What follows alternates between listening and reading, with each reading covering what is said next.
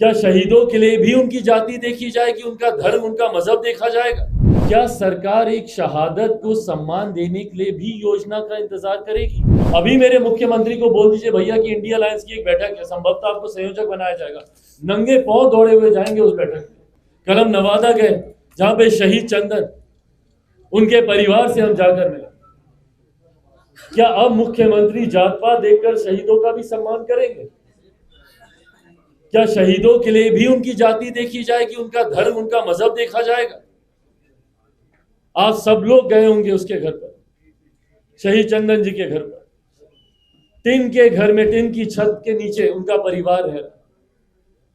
क्या इसके लिए उसने अपना सर्वोच्च बलिदान दिया? क्या हम लोग इतना तक नहीं कर सकते कि एक शहीद के परिवार को उनके जाने के बाद उनके परिवार को एक सम्मानजनक जिंदगी दे सके? क्या इतना करना किसी सरकार के लिए बहुत कठिन कार्य है क्या?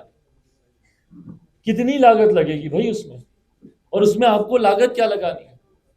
केंद्र सरकार की योजनाएं, उसके तहत भी आप प्राथमिकता के आधार पर प्रधानमंत्री आवास योजना के तहत भी आप कर सकते हैं। डीएम से हम बात किया, डीएम बोलते हैं इसके लिए कोई योजना नहीं है हमारे पास।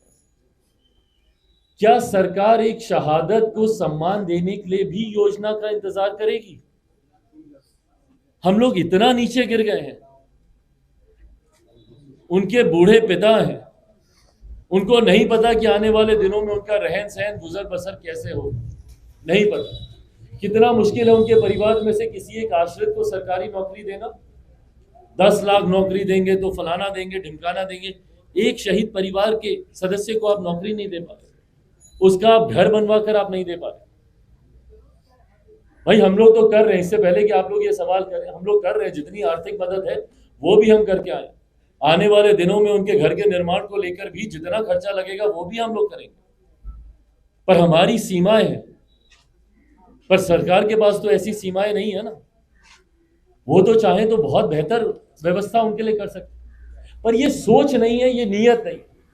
अभी मेरे मुख्यमंत्री को बोल दीजिए भैया कि इंडिया अलायंस की एक बैठक है, संभवतः आपको संयोजक बनाया जाएगा। नंगे पांव दौड़े हुए जाएंगे उस बैठक में। देश क्या, दुनिया के किसी कोने में वो बैठक बुला लीजिए। जूम ऐप नहीं चलाना आता होगा तब भी सीख कर वो उस ऐप पे जाकर बैठेंगे। ये सोच है मेरे मुख्यमंत्री। पर यहीं से नवादा कितना दूर है भैया? नहीं जाएंगे उनसे। And the worst part is that कि आज की तारीख में कोई इस पे चर्चा तक नहीं कर रहा। चर्चा हो रही है तो सिर्फ सीट बंटवारे को लेकर, चर्चा हो रही है तो मेरे मुख्यमंत्री के संयोजक बनने को लेकर, चर्चा हो रही है तो इस बात को लेकर कि खरमास के बाद क्या होगा। क्या 15-16 तारीख को हम लोग कोई नया समीकरण देखने वाले हैं? क्या भीतर भीतर मेरे मुख्यमंत्री, क्योंकि इसके बाद ये सारे पूरक प्रश्न आपके द्वारा आएंगे, मैं पहले ही शुरू कर दूं इन सवालों की जड़ी कि क्या 16 के बाद कोई खेल होने वाला है? क्या मेरे मुख्यमंत्री फिर पाला बदलने वाले? सिर्फ इन बातों को लेकर चर्चा हो रही है।